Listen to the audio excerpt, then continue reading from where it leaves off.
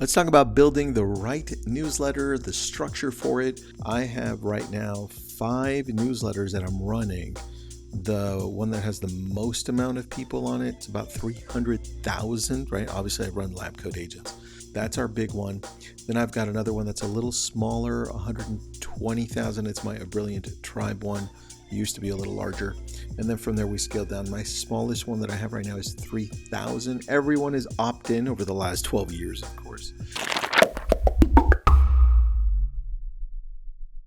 I want you to build newsletters because our newsletter for the consumer directly is 80,000 people that have opted in locally to where I live, Los Angeles, Ventura County, or maybe they moved, but they're still in the newsletter that I send out. So I want you to build this because this is how you connect with people. People come back. You can reroute them to socials.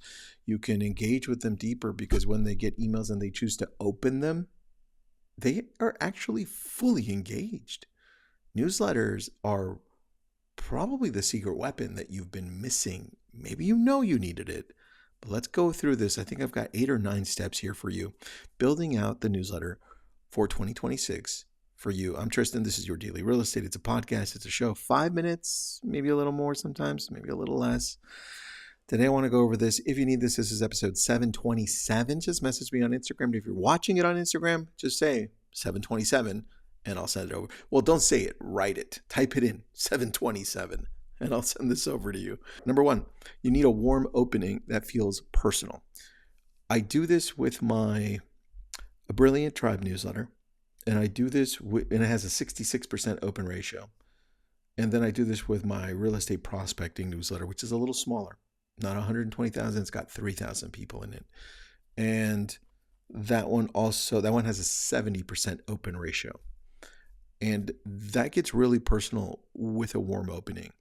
Means, hey, I was doing this past week. Hey, I was talking to this person, all real situations. So I have to take time to build that out, right? Number 2, community spotlight. People love to feel rooted in where they live. Highlight something from the community each month. Now, out of the things that I'm telling you, you don't have to do all of them. I would say pick 3. Cycle through 3 of these and then use them. I like the warm connection at the beginning. Hey, I was doing this weekend and I thought of this. Hey, I was doing this week and I thought you could learn from this. But number 2 is community spotlight. What's happening in your community? Like our neighbors love to know what's happening, whether it's an event, like we just had the Christmas lighting last week and it was a big deal. We had a massive, massive turnout. And some people still didn't even know that happened here. So things like that. What's happening in the community? Or spotlight maybe the brand new listing in the area or something that's sold. Which kind of takes me into the next one, market snapshot. Written in plain language. This one does very well for me.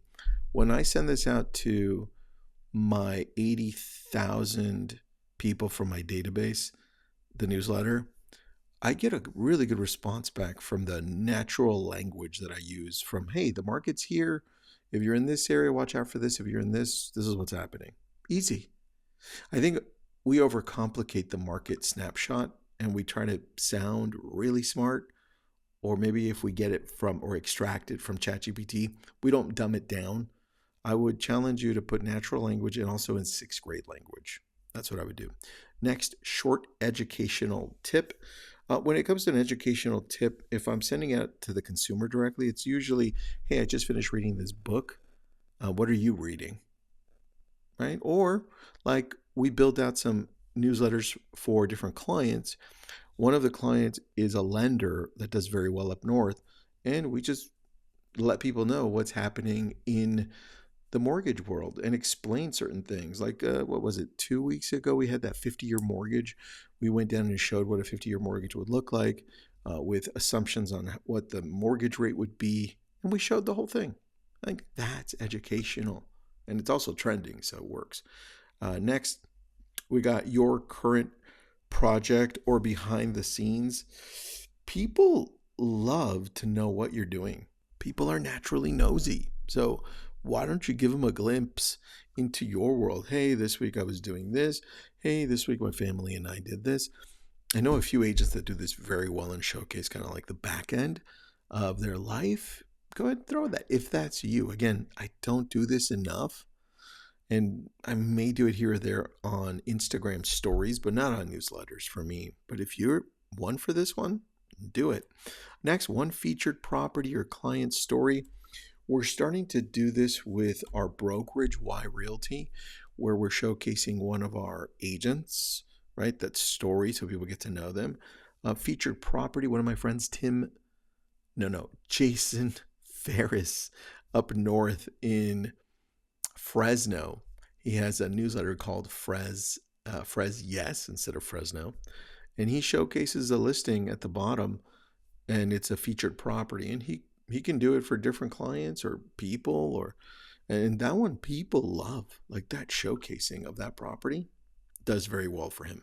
Next, community call to action. So we can have people do, here are examples.